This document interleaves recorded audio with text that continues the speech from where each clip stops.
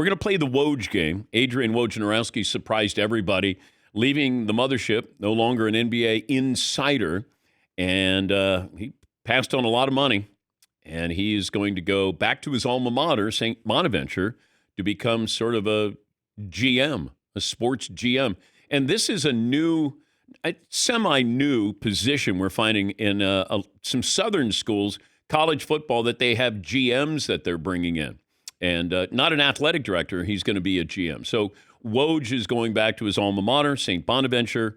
And you talk about changing a job with the pressure that was attached to it.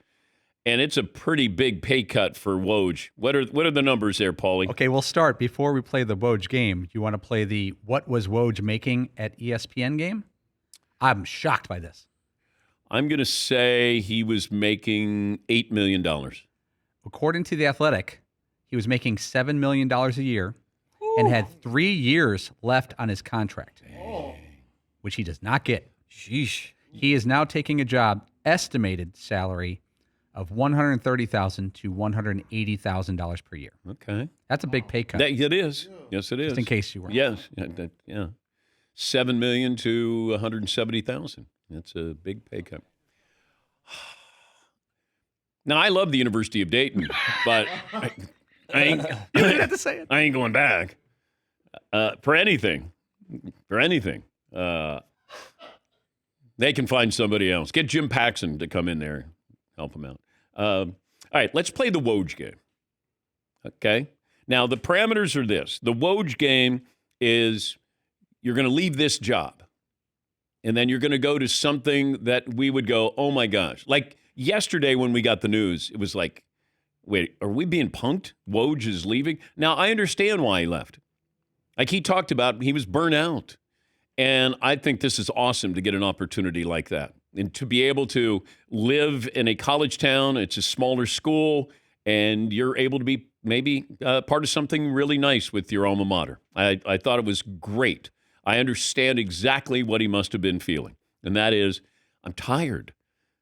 I don't want to, the pressure there, when he gets scooped by Shams, and then people look at Woj and go, oh, Woj missed out on that. Every one of these. Now, I don't know if the insider is as important as it used to be, because it feels like everybody's sort of story breaks and then somebody else will take credit for it as well, or there's two reporters reporting the same thing.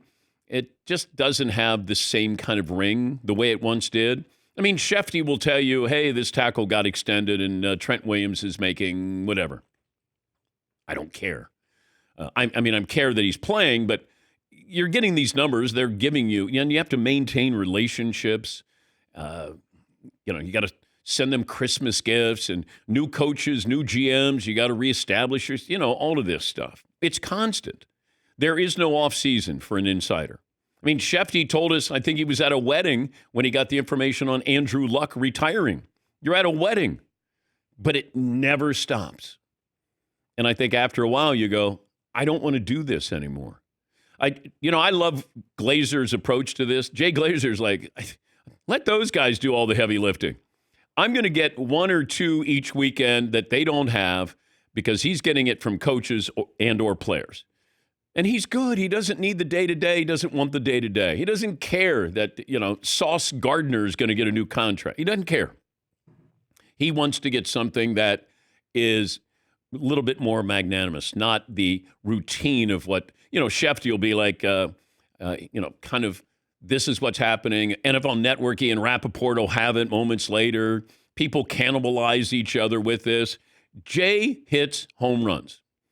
He's not going to have a batting average, doesn't care about his batting average. He may go 1 for 4, but the one is going to be bigger than anybody else probably over the weekend. That's all he cares about.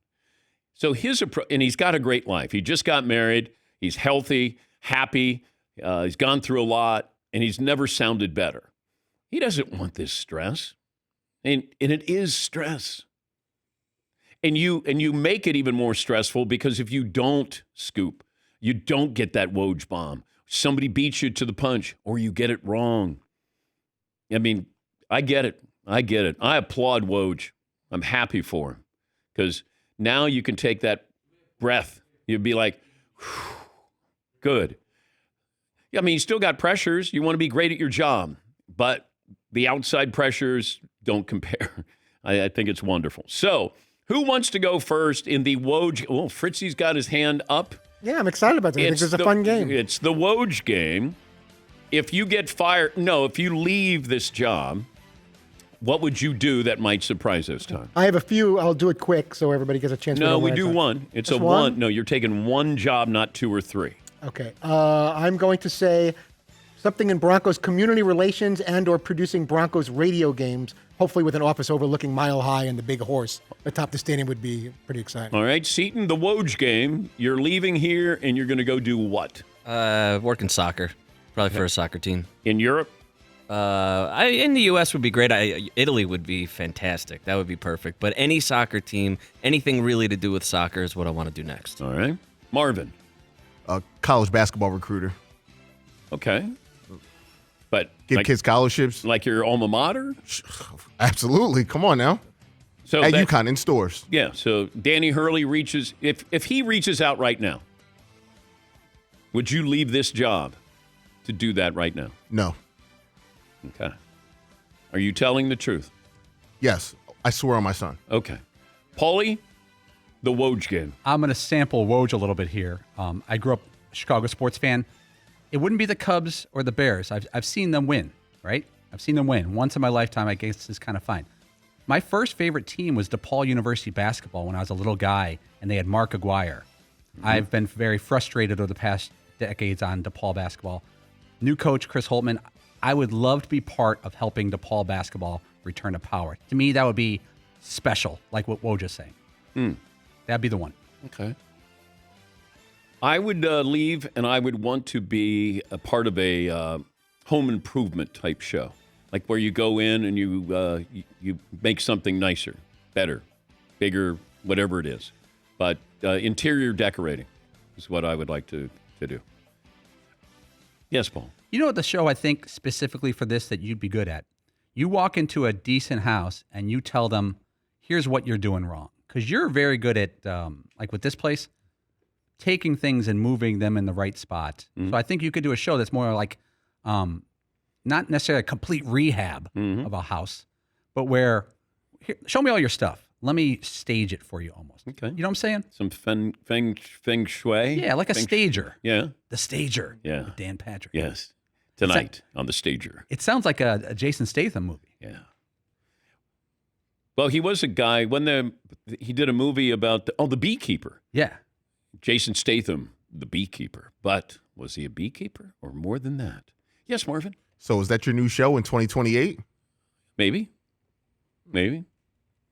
I was going to be. I was thinking about being a torso model, but Again. yeah. But I been there, done that, and dealing with those photographers.